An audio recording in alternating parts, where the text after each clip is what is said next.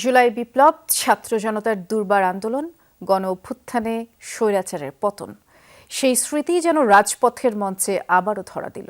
ঢাকা বিশ্ববিদ্যালয়ের রাজু ভাস্কর্য থেকে শাহবাগ পর্যন্ত পরিবেশিত হয় লাল মজলুম। অভিনয়ের মাধ্যমে বৈষম্য বিরোধী ছাত্র আন্দোলনের নানা ধাপ ফুটিয়ে তোলেন শিল্পীরা। শ্রীলঙ্কা আবারও রপ্তানিতে শীর্ষে।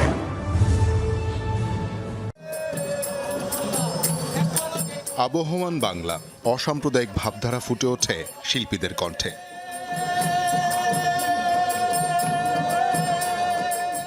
হঠাৎই হামলা, লণ্ডভণ্ড গানের আসর। শুরু হয় প্রতিবাদ, ছাত্র জনতা নামে রাজপথে। স্লোগানে স্লোগানে মুখর মিছিল, জনতার কণ্ঠ থামিয়ে দিতে আবারও ক্ষমতাসীনদের হামলা। ছিল রাষ্ট্রীয় পেশিশক্তির ব্যবহার। হতাহতে বিক্ষুব্ধ আন্দোলনকারীরা।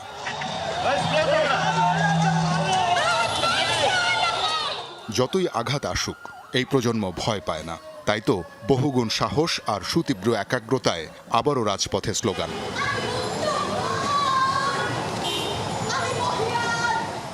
এবার সাথী হয় যুগে যুগে অধিকার আদায়ে প্রাণ দেয়া নূর হোসেন, আবু সাইদ, মুগ্ধরা।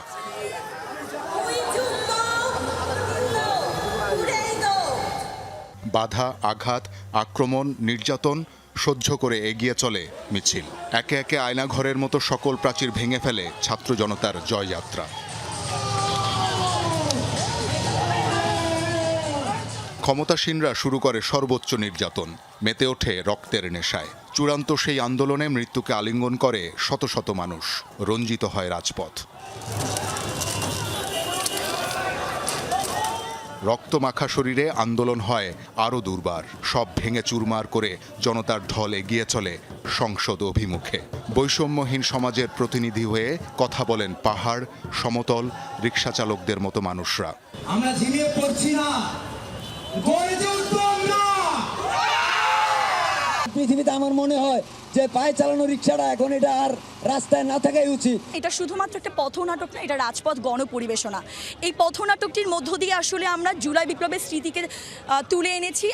এজন্য রাজপথে আবারও জুলাই বিপ্লব। ডক্টর শাহমান মৈশানের ভাবনা, পরিকল্পনা ও নির্দেশনায় উন্মুক্ত রাজপথ গণপরিবেশনা লাল মজলুম যেন অভ্যুত্থানের সেই স্মৃতিকে দিয়েছে বাস্তব রূপ। আমরা অনেক সময় ভয়ে ছিলাম, নীরব ছিলাম।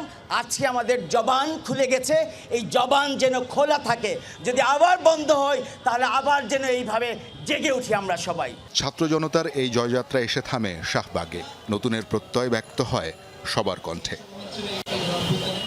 শওকত মঞ্জু শান্ত, যমুনা নিউজ, ঢাকা।